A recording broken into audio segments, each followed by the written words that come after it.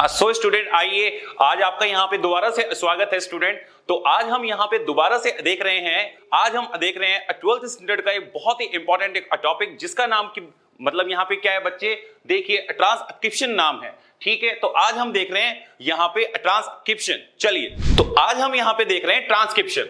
मैंने यहाँ पे लिखा ट्रांसक्रिप्शन।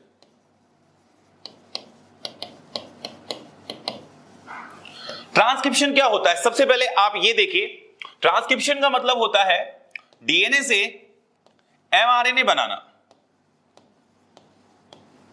डीएनए से एमआरएनए बनाने के जो प्रोसेस को हमने क्या बोला, ट्रांसक्रिप्शन बोला। यहां पे जो एंजाइम आता है उसका नाम है DNA dependent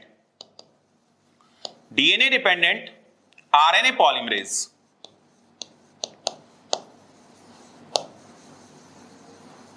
DNA dependent RNA polymerase वो एंजाइम है जो डीएनए को एमआरएनए में यहां पे चेंज करेगा। ठीक है भाई, अब ये बहुत ही इंपॉर्टेंट हमारे लिए एक एंजाइम है। अब सबसे पहले देखिए ट्रांसक्रिप्शन होता क्या है। मैंने यहां पे लिखा डीएनए से एमआरएनए बनाना, और आगे एमआरएनए से बनता क्या है, प्रोटीन। एमआरएनए से आगे क्या बनता है, प्रोटीन बनता है। हमने यहां पे प्रीवियस वीडियो में देखा था कि ओनली एमआरएनए से ही प्रोटीन इसलिए बनता है क्योंकि एमआरएनए के पास में होती है राइबोसोम बाइंडिंग साइट। इसके पास में होती है राइबोसोम बाइंडिंग साइट। इसका मतलब एमआरएनए से कौन अटैच होता है, राइबोसोम अटैच होता है और प्रोटीन का सिंथेसिस करता है। ये हमने प्रीवियस वीडियो में देख लिया था। दूसरी तरफ आज हम ये देखते हैं कि यहां पे ट्रांसक्रिप्शन कैसे होता है और किस तरीके से इसका रोल है। ठीक है, आइए चलिए, मैंने देखो यहां पे लिखा आरएनए पॉलीमरेज। ये एक क्रूशियल एंजाइम है, ये एक बहुत ज्यादा क्रूशियल एंजाइम है जो बना के जा रहा है आरएनए। अब अगर मैं यहां पे देखूं, आरएनए पॉलीमरेज तीन टाइप के होते हैं। आरएनए पॉलीमरेज तीन टाइप के होते हैं, RNA polymerase first, RNA polymerase second और आरएनए पॉलीमरेज थर्ड।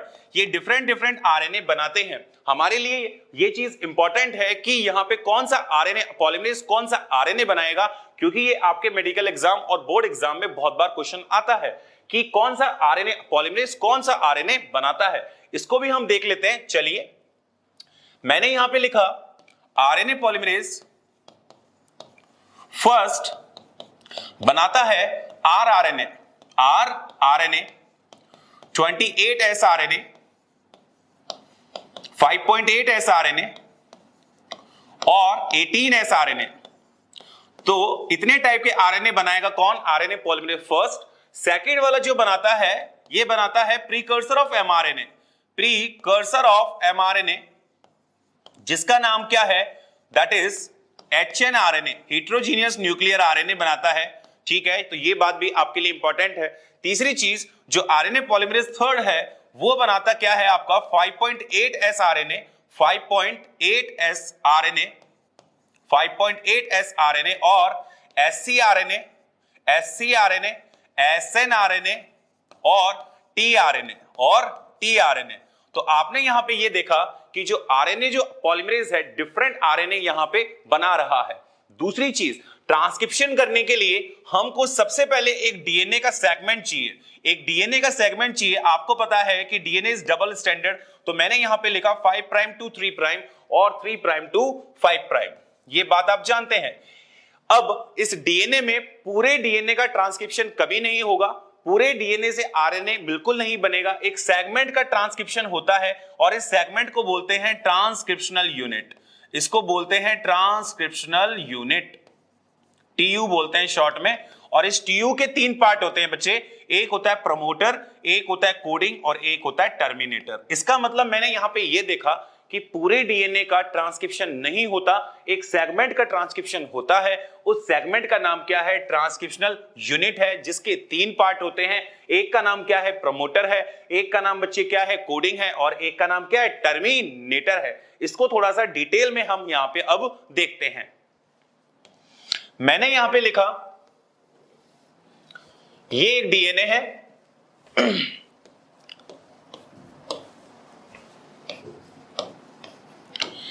ये है प्रमोटर, ये है स्ट्रक्चरल जीन और ये है टर्मिनेटर। ठीक है भाई, ये 3 पार्ट हमारे यहाँ पे होते हैं ट्रांसक्रिप्शनल यूनिट के। इसका मतलब टीयू के 3 पार्ट होते हैं। एक का नाम क्या है, प्रमोटर है।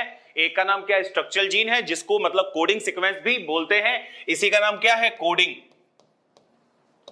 और एक का नाम क्या है, टर्मिनेटर है। आपको ध्यान में रखना है कि प्रमोटर जो लोकेटेड होता है वो 5th एंड पे लोकेटेड होता है, 5th एंड पे लोकेटेड होता है, और upstream of the structural gene होता है, अपस्ट्रीम ऑफ स्ट्रक्चरल जीन होता है।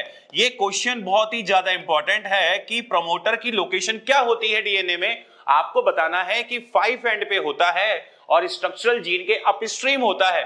वहीं पर ही जो टर्मिनेटर होता है वो 3 प्राइम पे अटैच होता है, ये 3 एंड पे अटैच होता है, और डाउन स्ट्रीम होता है, डाउन स्ट्रीम होता है कोडिंग स्ट्रैंड के। ये बात आपको ध्यान में रखनी है क्योंकि ये क्वेश्चन बहुत ही ज्यादा इंपॉर्टेंट है कि दोनों की लोकेशन क्या होती है डीएनए में। दूसरी चीज यहां पे जो सबसे ज्यादा इंपॉर्टेंट है वो ये है कि डीएनए का जो लोअर स्ट्रैंड है उसको मैंने टेम्पलेट की तरह यूज करते हैं। This is the template strand. अगर ये टेम्पलेट स्ट्रैंड है तो ऊपर वाला क्या स्ट्रैंड हो जाएगा, ये नॉन टेम्पलेट स्ट्रैंड है, ये नॉन टेम्पलेट स्ट्रैंड है। ठीक है भाई, अब देखिए दोबारा से, अब डीएनए से बनेगा क्या, आरएनए। आपको बताया कि डीएनए से आरएनए बनेगा, ये 5 प्राइम और ये 3 प्राइम। हमेशा याद रखे, हमेशा याद रखे आरएनए पॉलीमरेज का, यहां मैंने लिखा कि आरएनए पॉलीमरेज हो चाहे डीएनए पॉलीमरेज हो, दोनों का एक बेसिक नेचर होता है, दोनों ही एंजाइम का एक बेसिक नेचर होता है। ये 3 प्राइम से 5 प्राइम डीएनए को रीड करते हैं। इनकी हमेशा जो रीडिंग डायरेक्शन होती है वो 3 प्राइम टू 5 प्राइम होती है, बट न्यू स्ट्रैंड सिंथेसिस जो डायरेक्शन होती है वो हमेशा 5 प्राइम टू 3 प्राइम होती है। New strand synthesis, new strand synthesis, ये इनकी नया स्ट्रैंड बनाने की डायरेक्शन होती है। तो ये बात आपको ध्यान में रखना है कि जब भी प्रमोटर पे आरएनए पॉलीमरेज आके बाइंड करेगा तो हमेशा 3 प्राइम टू 5 प्राइम डीएनए को रीड करेगा, और जो नया स्ट्रैंड हमेशा बनेगा वो हमेशा 5 प्राइम से 3 डायरेक्शन में बनता है। ये दोनों ही एंजाइम का रोल है, चाहे डीएनए पॉलीमरेज हो चाहे आरएनए पॉलीमरेज हो, दोनों का एक बेसिक नेचर होता है। ये 3 प्राइम टू 5 प्राइम हमेशा डीएनए को रीड करते हैं, रीडिंग डायरेक्शन है, और 5 prime to 3 prime new strand synthesis direction है।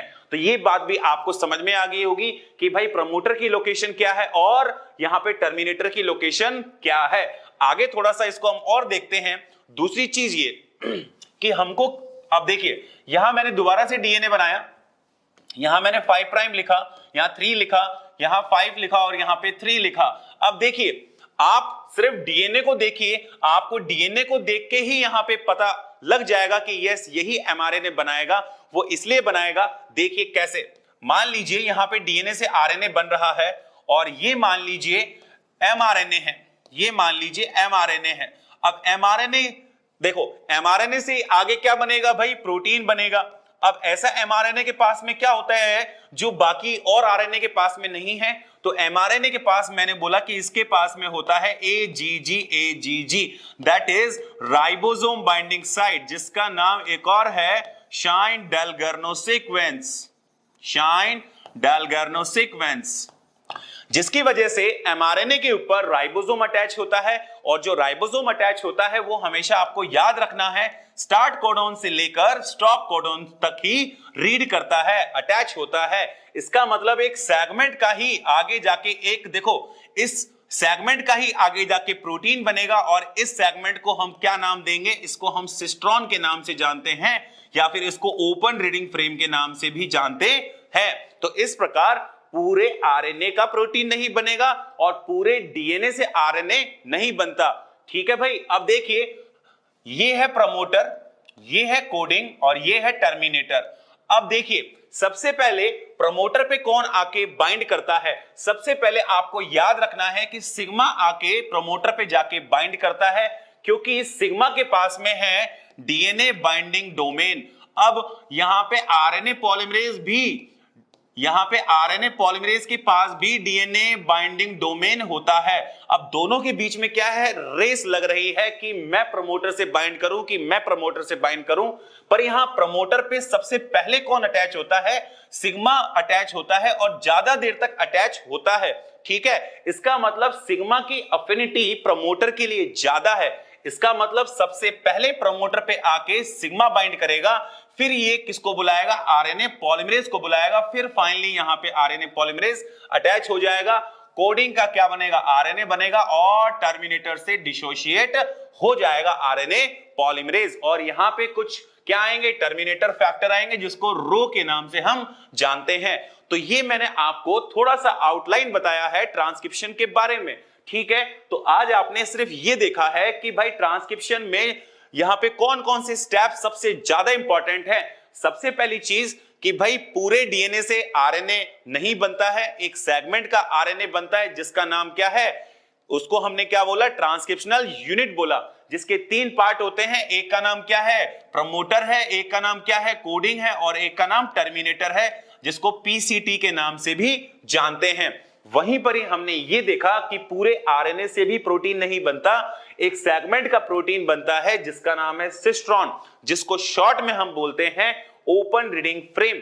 ठीक है, ये वो फ्रेम है जहां पे राइबोसोम अटैच होगा, और हमेशा राइबोसोम ना तो स्टार्ट कोडॉन से क्या बिफोर और ना स्टॉप कोडॉन के बाद रीड करता है एमआरएनए को। इसका मतलब जो ये राइबोसोम बाइंडिंग साइट है ये प्रोटीन में पार्टिसिपेट नहीं करता। तो ये बात भी आपको ध्यान में रखनी है कि प्रोटीन में पार्टिसिपेट नहीं करता है कौन, राइबोसोम बाइंडिंग साइट। तो ये क्या था आज आपके लिए ट्रांसक्रिप्शन का ओवरव्यू। मैंने आपको पूरा मैकेनिज्म नहीं बताया मतलब दोस्तों, बट आज आपको थोड़ा सा आइडिया आ गया होगा कि एक्चुअली में कौन कौन से आरएनए पॉलीमरेज कौन कौन से आरएनए बनाते हैं और यहां पे ट्रांसक्रिप्शन के अंदर एक्चुअली में क्या होता है। तो आज का वीडियो आपको अच्छा लगा होगा, उम्मीद करता हूं। तो इसी टाइप की वीडियो हम और देखते रहेंगे। तो बच्चे आगे हम मतलब यहां पे दोबारा से नेक्स्ट वीडियो के अंदर मिलेंगे। Okay, bye bye.